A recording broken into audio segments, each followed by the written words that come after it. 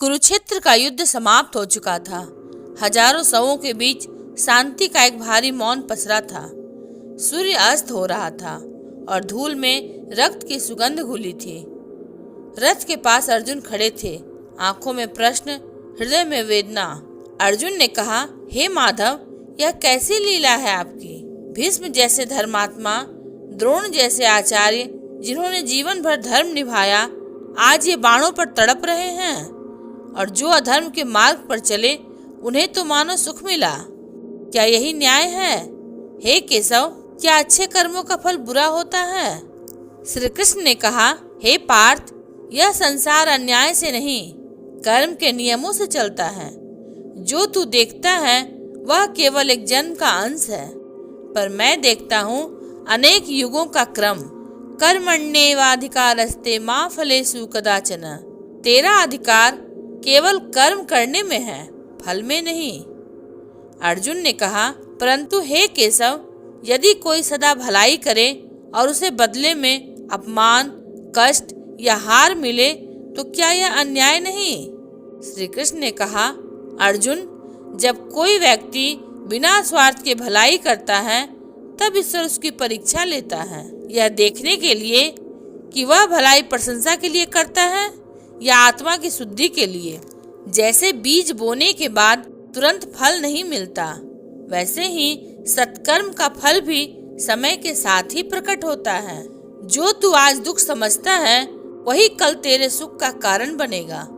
श्री कृष्ण ने कहा, हे पार्थ, अच्छे कर्म कभी बुरा फल नहीं देते, परंतु मनुष्य अधैर्य में उन्हें अधूरा समझ लेता है। ईश्वर कभी भूलता नहीं, वह हर कर्म का फल सही समय पर देता है। जो दुख में विचलित नहीं होता वही सच्चा योगी है। अर्जुन ने कहा, तो क्या दुख का भी कोई अर्थ है माधव? श्री कृष्ण ने कहा, हाँ पार्थ, दुख वह अग्नि है जिसमें आत्मा तपकर स्वर्ण बनती है। जो कष्ट तू झेलता है वही तेरे भीतर की शक्ति को जगाता है। ईश्वर कभी सजा नहीं देता, वह केवल तुझे तैयार करता है उस वरदान के लिए जो आने वाला है। कृष्ण ने कहा, याद रखो पार्थ, अधर्म का सुख क्षणिक है, धर्म का सुख शाश्वत। अधर्मी बाहर से हंसता है, भीतर से डरता है। धर्मात्मा बाहर से रोता है पर भीतर से शांत रहता है।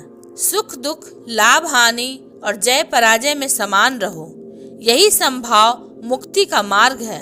अर्जुन ने कहा, हे माधव, अब मुझे ज्ञान हुआ, भलाई का उद्देश्य फल नहीं बल्कि आत्मा की ऊंचाई है। मैं कर्म करूंगा, परिणाम की चिंता नहीं करूंगा। श्री कृष्ण ने मुस्कुराते हुए कहा, यही तो गीता का सार है धनंजय। कुशलता कर्म में है, फल की अपेक्षा में नहीं।